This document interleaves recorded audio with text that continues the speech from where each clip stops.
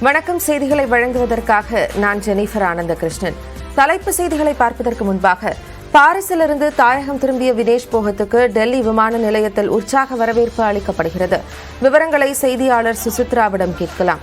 சுசித்ரா, இந்த ஒலிம்பிக் கனவு அப்படிங்கிறது இல்லாம நிறைவேறாம இன்னைக்கு வினேஷ் போகத் திரும்பி வராங்க அப்படின்னும் போது அவர்களுக்கான வரவேற்பு அப்படிங்கிறது மக்கள் மத்தியிலிருந்து எப்படியானதாக இருக்கிறது?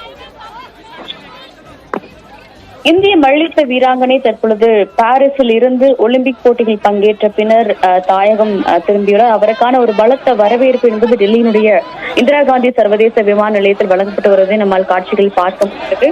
மல்யுத்த வீரர்களான பஜ்ரங் புனியா மற்றும் சாக்ஷி மாலிக் ஆகியோரும் அவர்களை வரவேற்பதற்காக டெல்லி விமான நிலையத்திற்கு வந்துள்ளார்கள். அவர்கள் மட்டுமல்லாமல் ஹரியானாவினுடைய காங்கிரஸ் எம்பியும் காங்கிரசுடைய மூத்த தலைவரும் ஒருவரான ஹூடாவும் தற்பொழுது அங்கு அவரை வரவேற்பதற்கு வந்துள்ளது மிக முக்கியமாக பார்க்கப்படுகிறது. இந்த டெல்லியினுடைய சர்வதேச விமான நிலையத்தில் இருந்து அவர் சாலை மார்க்கமாக அவருடைய ஊர்வலமாக அவர் தன்னுடைய சொந்த ஊருக்கு செல்ல உள்ளது மிக முக்கியமாக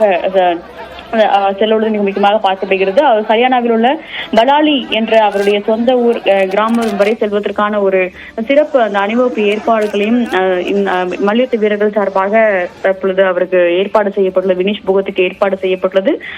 பதக்கம் அவர் பெறவில்லை என்றாலும் இந்தியாவிற்கான ஒரு தங்க மகளாக வினேஷ் போகத் எப்பொழுதும் திகழ்வார். அதில் எந்த ஒரு மாற்றமும் இல்லை என்ற ஒரு கருத்து பல்வேறு தரப்பினராலும் அவருக்கான அந்த பதக்கம் என்பது மறுக்கப்பட்ட பொழுதும் தெரிவிக்கப்பட்ட நிலையில் தற்பொழுது அவருக்கான அந்த வரவேற்பு என்பதை பலத்த வரவேற்பாக அவருடைய ரசிகர்கள், இந்திய ஒலிம்பிக் வீரர்கள், இந்தியனுடைய ஒரு சக ஒலிம்பிக் வீரர்கள் மற்றும் மல்யுத்த வீரர்களும் அவருக்கு அங்கு வழங்கியிருக்கிறார்கள்.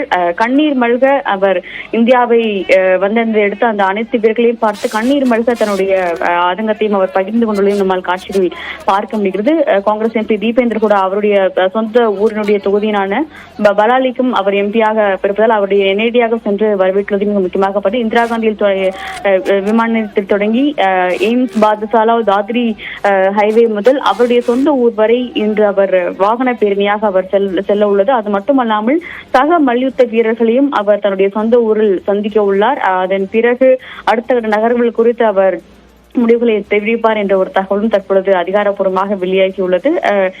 வினேஷ் போகத்தினுடைய அந்த பதக்கம் என்பது எடையினுடைய அதிகரிப்பின் காரணமாக அவருக்கு வழங்கப்படாமல் போனது. அதன் பிறகு பதிவு செய்யப்பட்ட அந்த வழக்குகள், அந்த பதக்கத்தை தனக்கு வழங்க வேண்டும் என்று அவர் பதிவு செய்யப்பட்ட வழக்குகளும் அவருக்கு எதிரான ஒரு முடிவை சர்வதேச விளையாட்டு நீதிமன்றமானது உத்தரவாக பிறப்பித்த நிலையில் தற்பொழுது இன்று காலை அவர் அதிகாரப்பூர்வமாக பாரிஸில் இருந்து நாடு திரும்பியிருக்கிறார். அடுத்த கட்டமாக அவர் தன்னுடைய அந்த பயிற்சி நிறுவனம் ஒன்றை தொடங்குவதற்கான ஒரு அறிவிப்பை வெளியிட உள்ளார் என்ற ஒரு தகவலும் முதற்கட்டமாக தற்பொழுது நமக்கு கிடைத்துள்ளது. ஜெனிஃபர், விரிவான தகவல்களை வழங்கியதற்கு நன்றி சுசித்ரா.